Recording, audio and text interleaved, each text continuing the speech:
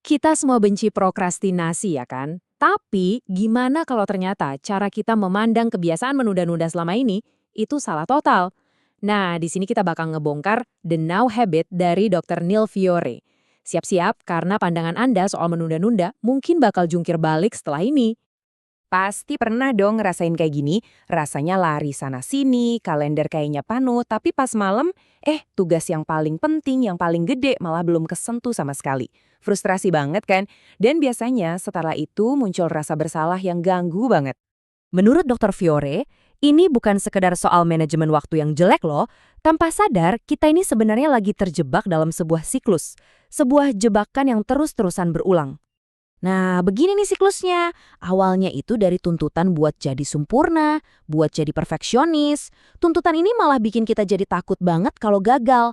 Nah, buat lari dari rasa takut itu, apa yang kita lakukan? Ya, menunda-nunda pekerjaan. Tapi hasilnya apa? Justru rasa bersalah dan kritik ke diri sendiri yang ujung-ujungnya malah bikin kita makin takut lagi buat ngerjain tugas berikutnya. Bener-bener lingkaran setan kan?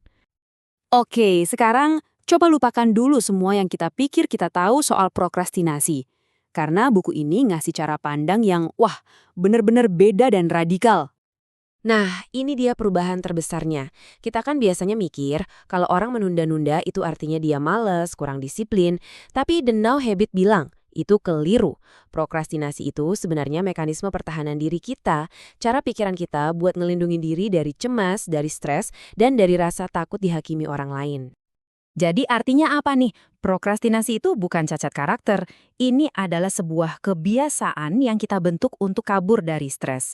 Dan kabar baiknya apa? Namanya juga kebiasaan, artinya bisa diubah. Terus, gimana cara ngubahnya? Nah, jawabannya mungkin bakal bikin Anda kaget. Ini bukan soal kerja lebih keras. Justru sebaliknya. Dan ini alasannya. Pola pikir kerja keras jangan istirahat yang sering kita paksain ke diri sendiri itu malah jadi bumerang. Itu bikin kita jadi benci sama kerjaan, ngerasa dikekang, dan akhirnya, burn out. Semangat dan motivasi kita malah jadi turun. Jadi psikologinya begini, dengan kita menjamin adanya waktu buat main, buat senang-senang, kita jadi nggak terlalu berat buat mulai kerja. Ketika kita tahu ada hadiah, yaitu waktu bermain yang nungguin kita, kerjaan jadi nggak kerasa kayak hukuman yang nggak ada habisnya. Kita jadi lebih seger dan lebih fokus pas kerja. Oke, sekarang kita masuk ke bagian praktisnya. Ini adalah alat utama dari buku ini buat nerapin prinsip bermain tanpa rasa bersalah tadi. Namanya The Unschedule, atau kalau kita artikan, jadwal terbalik. Idenya ini revolusioner banget. Jadwalkan waktu seneng-senengnya duluan. Jadi masukin dulu ke kalender kapan mau nonton, main game, atau kumpul sama temen.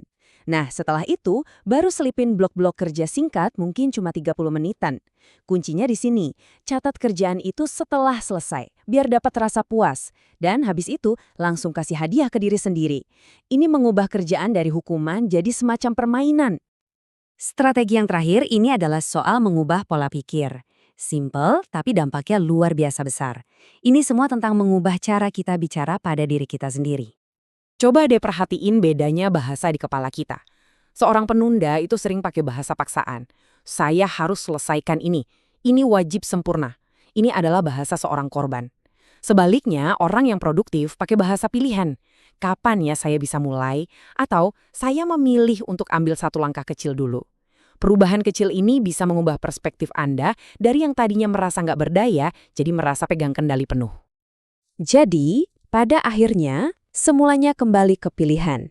Ini bukan soal memaksa diri, tapi soal memilih untuk memulai. Pertanyaannya sekarang untuk Anda, satu langkah kecil apa yang akan Anda pilih untuk diambil?